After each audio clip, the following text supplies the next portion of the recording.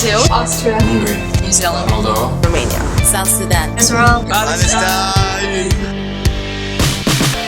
EMIS is an international school that is set up here in the Middle East, in Israel, and its purpose is to bring students from all over the world with a focus on students from the Middle East, from Israel, from Arab countries, and to set an environment for them that they can flourish, they can learn about themselves, they can do the International Baccalaureate diploma. It's a gathering place of people, ideologies, and cultures.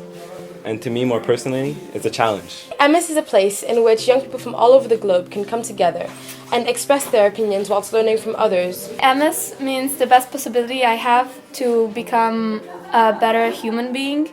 EMIS for me means my new home, the place where I'm gonna live good experience that are gonna change my life. EMIS for me means a place where we can experience the world as it can be. What EMIS means to me is opportunity. Opportunity to become a better person. EMIS for me means new challenge and adventure in my life. I came all the way from Yemen to Oman, Kuala Lumpur, Malaysia, then to Jordan, then to Israel.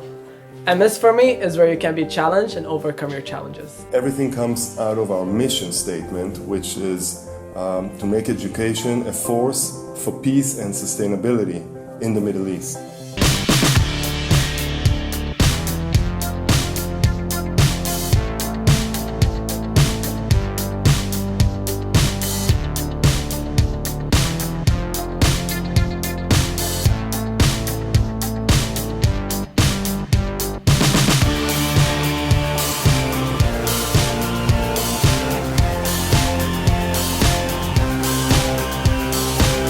We have 140 students from 40 countries, and they live together and learn together and get to know the world and themselves just by experiencing a variety of processes and situations and relationships.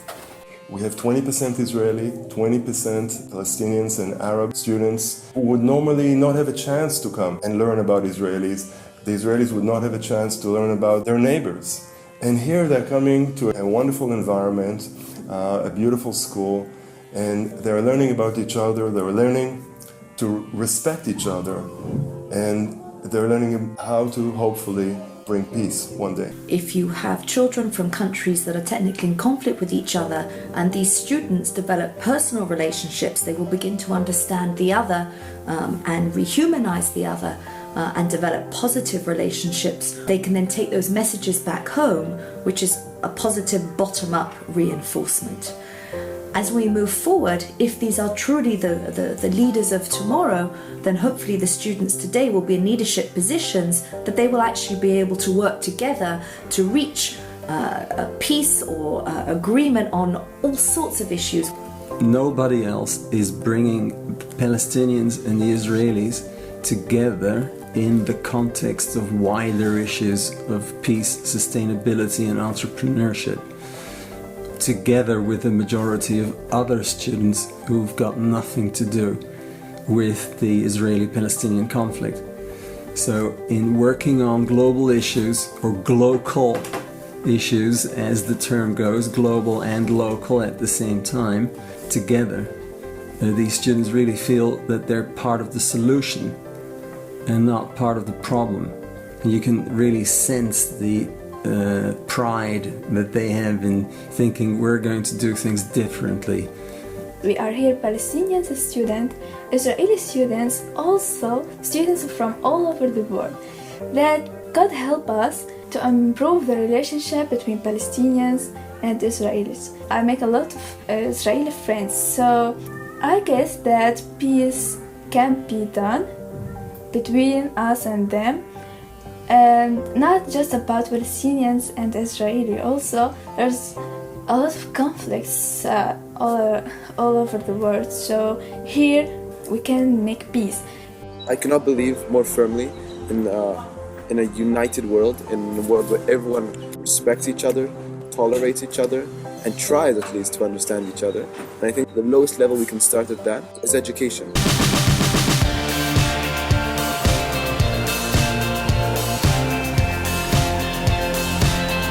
I just embracing diversity in action. Ilya from Macedonia. Emily from the USA. Amir from Kazakhstan. Canberk from Turkey. Carlos from Ecuador. Diego from Israel. Sultan from Palestine. Rados from Bosnia and Herzegovina. Ing from Cambodia. Sofia from Russia. Veronica from Poland. Peter from Tanzania.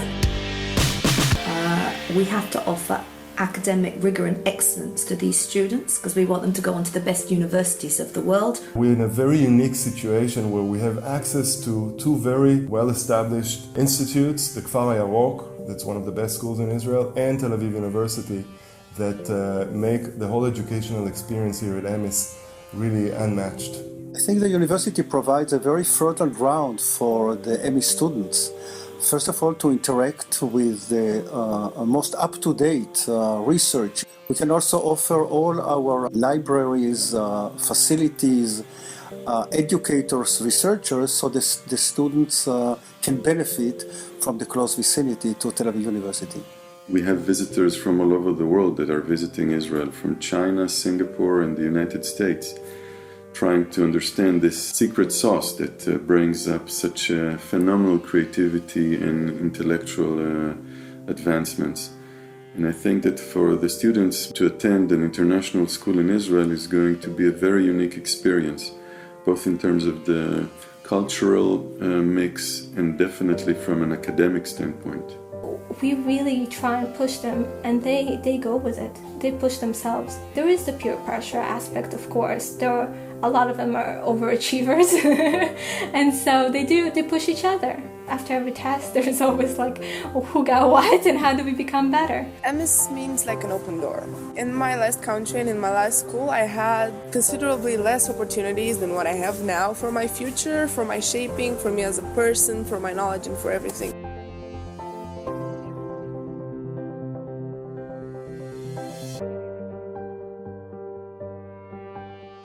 This school is not just a place of learning, but a place of teaching. How to be together. This is about youth. This is about bringing people together. This is about academic excellence. This is about leadership. This is about developing relationships. It's about peace. It is so positive. I think in a world where we're facing challenges on all of these areas, this is a wonderful way for people to give both time and money to move forward. Whether it is helping with funding and the development and growing of the school, whether it is partnerships with schools overseas, with universities, with business development, with environmental experts. These students are the leaders of the future. And the more we can give them now, the better our futures will be in their hands. I think that conflict always starts and ends with people. So if people get to know each other, interact with each other, learn it with each other, get crazy and passionate about what they like with each other, how can we not achieve this?